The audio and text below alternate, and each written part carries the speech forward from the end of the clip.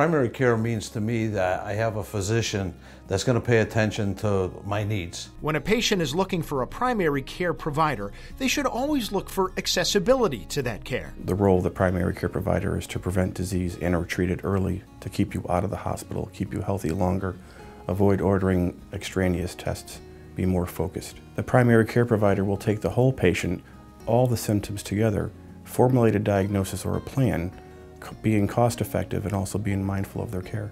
If I have any questions, I call here and I get answers right away, so that's pretty important to me. What drew me to be a primary care physician was the ability to treat the entire patient, to treat not only their cardiovascular conditions or their pulmonary conditions, but also their mental well-being and also good preventative health care. 1 year ago, Dr. John Testa diagnosed Joe as having atrial fibrillation, also known as AFib.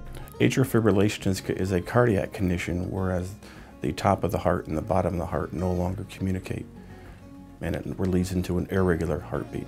Joe was immediately connected with the appropriate cardiologist in time for proper medical care. It's incredible, it really is. I had a problem a couple weeks ago and I reached out to Dr. Testa with some of the symptoms that I had and how I was feeling. Dr. Testa determined that Joe needed to be admitted to St. Mary's Hospital again, where he was diagnosed with an acute gastrointestinal bleed. I went to the emergency room. He had everything set up before I even got there. He called ahead.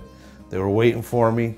And we had him admitted and transfused with blood within 6 hours. And if it wasn't for Dr. Testa, and myself being able to reach out and get him when I was feeling this way, I might have had a problem. Due to Mr. Membrino's current medical condition, if he had not reached out to me in time, I do fear the worst could have happened. And I know that if I have a problem, I could reach out to Dr. Testa and I can get the answers. Now, with recent changes to healthcare laws, many more patients are able to find the care they need.